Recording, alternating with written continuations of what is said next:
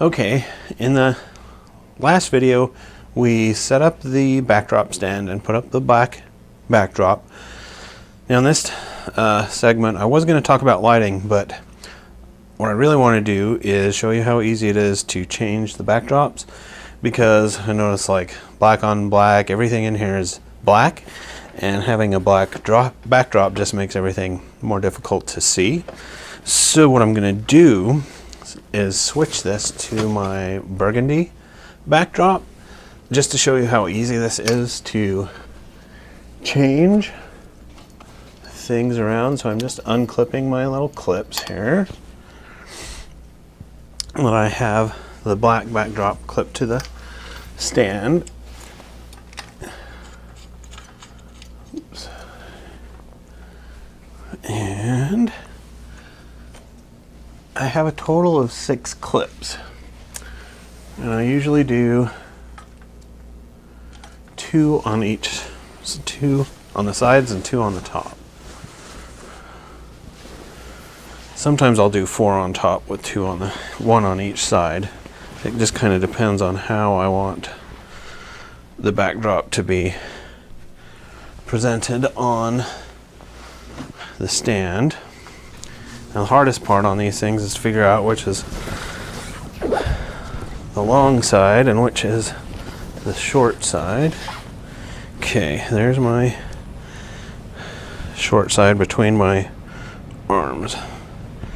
And okay, so see if I can figure out where the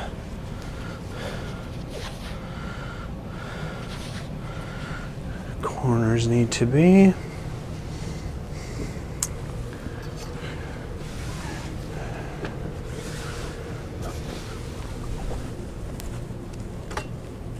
Oops.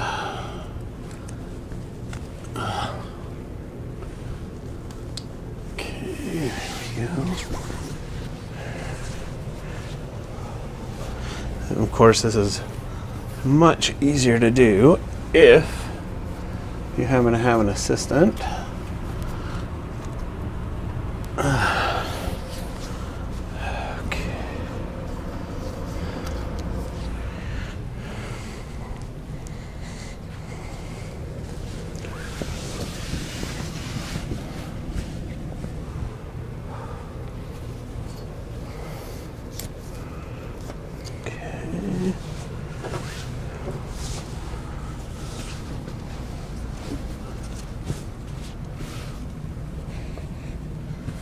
Okay. Oh, whoops.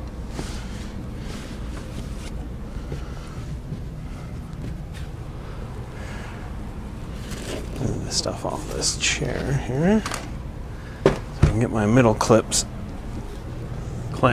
whatever, in place. So, and that's what I did in this case. I've got 4 along the top and 1 on either side. Okay, very good. So you can see how quick it is to change the color of your backdrop, which is really nice to be able to do that. So let's get right into lighting. Like I said, this case came with a lighting kit that I got. It was actually a video lighting kit that came with, let me see, I have to remember how many stands I got in here. I believe this is a 3-stand kit, and it came with mounts for fluorescent lighting. I guess you could probably actually use it for incandescent as well. It's just the light socket that goes on the tops of these stands are all universal for lighting. It's actually what's also on the top of the backdrops, and this is like a mini stand. It's very useful for doing some underlighting from below your subject, and that was one of the main reasons I actually got this kit, was for the small stand. Now the lights that it came with were virtually useless, but the sockets are awesome. So this is the light that it came with. It's a very small compact fluorescent, and I can't really use them for anything. I even put it in one of my lamps for just household lighting, and it's about as bright as a maybe a 20 watt bulb, 40 if you're lucky. It's very dim. I have it in my, I'm using this actually as one of my bedroom lights because it's so dim. What I exchanged it for, or what I bought instead, so the whole kit was like 40 bucks.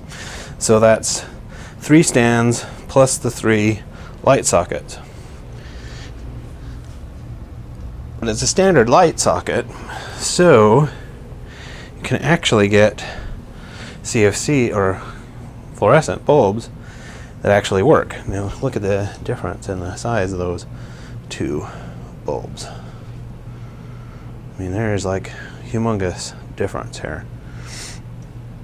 This one actually works quite well for video. It still sucks for photography. It's not nearly bright enough to do photographic work unless you're working at a very slow shutter speed or a very high ISO rating. But since we're doing video, I will use this larger light as soon as I get my next stand up. Now this is a regular full-size stand. And again, this sets up very similar to the way the backdrop stands set up. In fact, it's basically exactly the same stand in a smaller package.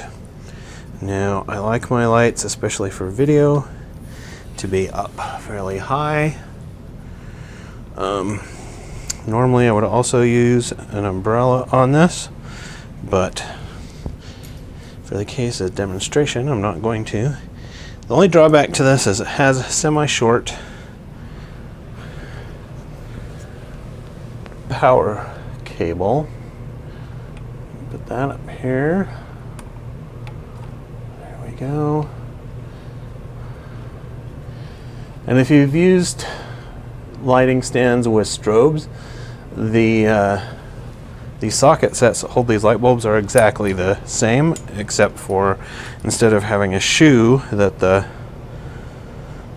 flash or strobes attached to, it just has this bulb socket. Okay, now let's throw some light on the subject. Wow, that's nice. Okay, I'm going to move that over here.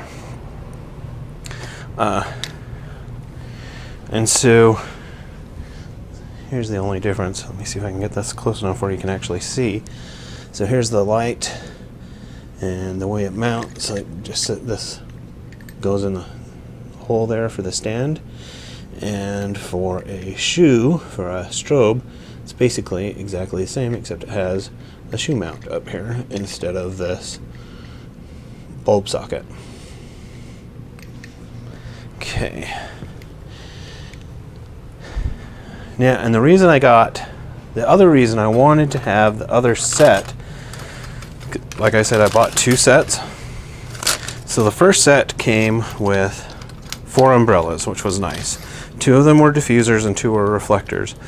But it only came with 2 stands, and I wanted to do 3 stand lighting, particularly for photography. And the video set that came with the light sockets also came with 2 more umbrellas, and plus the extra stands, which was helpful.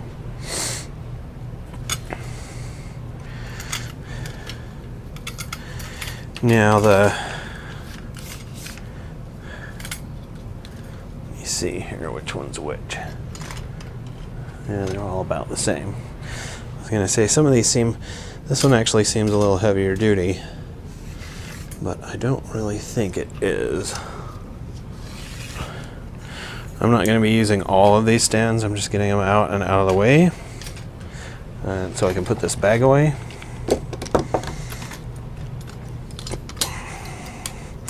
And normally I will, this will, the other nice thing about having so many stands is I can set them up so that some are set up with strobes and some are set up with the video lights.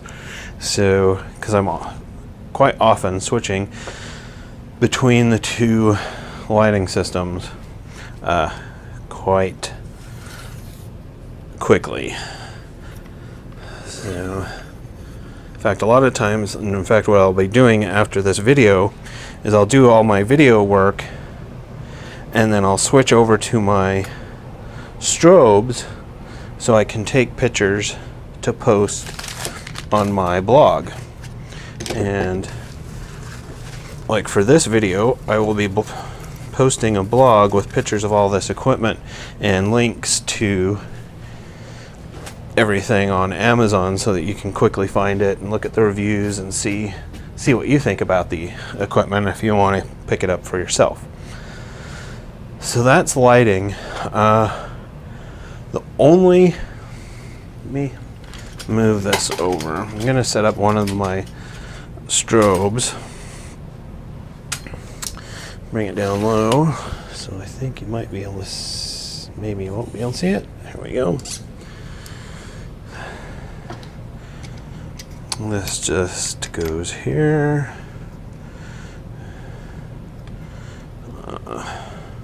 Make sure that that's loose. They've all got little handles here to loosen and tighten stuff as needed. Let me get into my strobe bag here. Get my strobe out.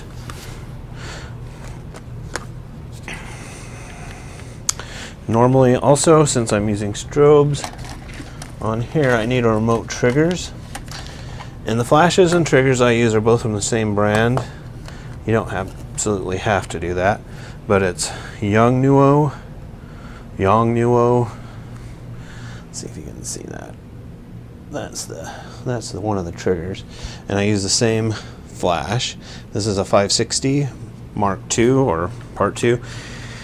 They have, and I also have a 560, which came out before this one. Really, the only big difference between the two is the 560 Roman numeral 2 has a digital readout, and the other one does not. Instead of having a digital readout, it has little LEDs that light up there to tell you how much power, etc., that you're using. They're fully manual flashes. They don't work TTL, which is fine. You don't want that for strobing. Usually with umbrellas, you want to be fully manual. I loosened that so much the little clamp came off. There we go.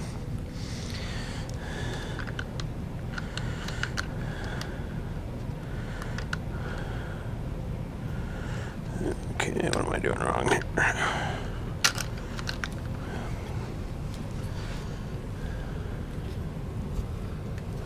Okay, let's do this. It's actually easier to do this. Mount the